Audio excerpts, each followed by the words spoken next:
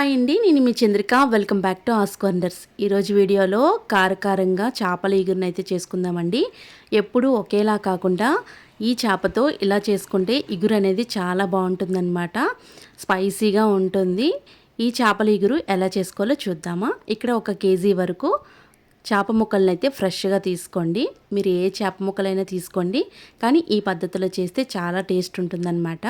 ఇక్కడ నేను 2 టేబుల్ స్పూన్ల కారం, 1/2 టీ స్పూన్ వరకు పసుపు, అలాగే 1 టేబుల్ స్పూన్ వరకు సాల్ట్ వేసి, కొద్దిగా ఆయిల్ని 1 టేబుల్ స్పూన్ వేసి బాగా మిక్స్ చేసుకొని ఒక అరగంట పాటైనా ఈ చేప ముక్కలకి పట్టించి పక్కన పెట్టండి. ఈ చేప ముక్కలోకి ఆయిల్ పట్టించడం వల్ల మనకి ఫ్రై అనేది బాగా అవుతుందన్నమాట. ఒక అరగంట పాటు నానపెట్టేసేయండి. ఇప్పుడు ఒక ప్యాన్ తీసుకోండి. దీంట్లోకి మసాలా పౌడర్ రెడీ చేసుకుందాం. 1 టేబుల్ స్పూన్ వరకు ఆవాలు, అలాగే 1 టేబుల్ స్పూన్ జీలకర్ర, 1 టేబుల్ స్పూన్ ధనియాలు, అలాగే 1 టేబుల్ స్పూన్ మెంతులు కూడా వేసుకోండి, టేస్ట్ బాగుంటుంది. అలాగే 2 ఇంచుల వరకు చెక్క, 4 ఇలాచీలు, అలాగే 4 లవంగాలు, ఒక స్టార్ ఫ్లవర్ కూడా వేసుకోండి. ఇవన్నీ కూడా డ్రై రోస్ట్ అవ్వాలన్నమాట. ఒక 2 మినిట్స్ పాటు డ్రై రోస్ట్ చేసుకోవాలి, మాడిపోనివ్వకండి.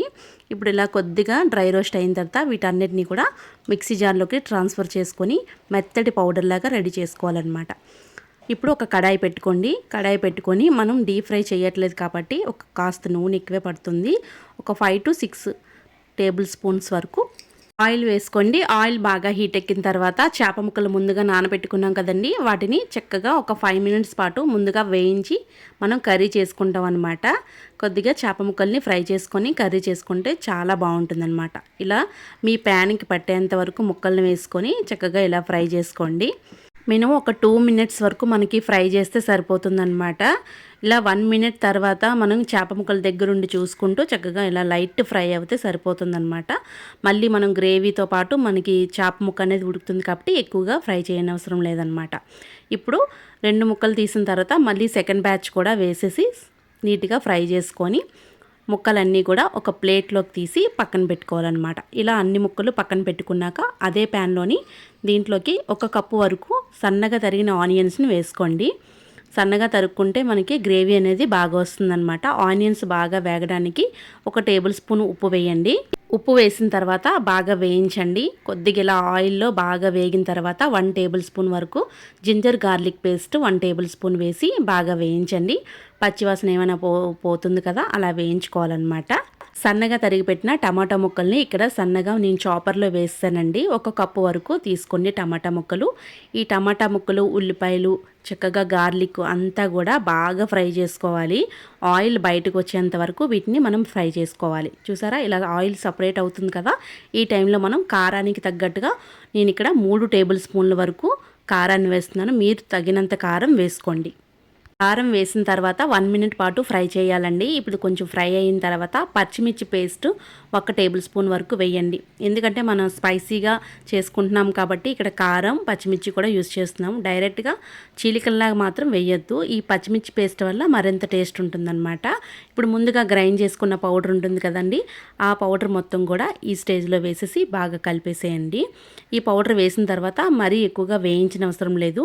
ఈ టమాటా ముక్కల్లోకి కలిసిపోతే సరిపోతుందన్నమాట. ఇప్పుడు ఈ టైంలో మనం కొద్దిగా మనకి గ్రేవీ ఎంత కావాలో అంతవరకు వాటర్ని యాడ్ చేసుకోవాలి. నేను ఇక్కడ 1 గ్లాస్ వరకు వాటర్ని అయితే యాడ్ చేస్తున్నాను. మీకు గ్రేవీ ఎంత థిక్నెస్ కావాలో అంతవరకు వాటర్ అడ్జస్ట్ చేసుకొని వేసుకోండి. వాటర్ వేసిన తర్వాత ఒక 5 మినిట్స్ వరకైనా దీన్ని మనం మరిగించుకోవాలన్నమాట. ఒక ఉడికి రానివ్వాలి. కొద్దిగా ఇలా ఉడికొచ్చిన తర్వాత దీంట్లోకి మనం ముందుగా ఫ్రై చేసుకున్న ముక్కలు ఉంటాయి కదా, ఆ ముక్కల్ని ఈవెన్గా కళాయిలోకి పరిచేసుకొని చక్కగా వేసుకోవాలి. ముక్కలన్నీ వేసిన తర్వాత గరిటె పెట్టి ఎక్కువగా కలపకండి, ఇంకా చెదిరిపోయే అవకాశం ఉంటుందన్నమాట. ఇప్పుడు ముక్కలన్నీ, చేప ముక్కలన్నీ వేసిన తర్వాత అలాగే ఒక 2 మినిట్స్ పాటు ఉంచేసేయండి.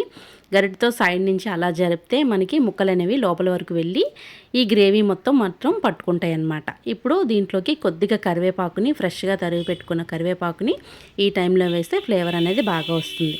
ఇప్పుడు ఒకసారి బాగా అడుగు నుంచి ఒక్కసారి ఇలా కలిపేసి ఒక 5 మినిట్స్ పాటు మూత పెట్టుకుంటే గ్రేవీ అనేది ముక్కలకి బాగా పడుతుందండి. మూత పెట్టిన తర్వాత ఒక 10 నిమిషాల పాటు అలాగే ఉడికించాలన్నమాట.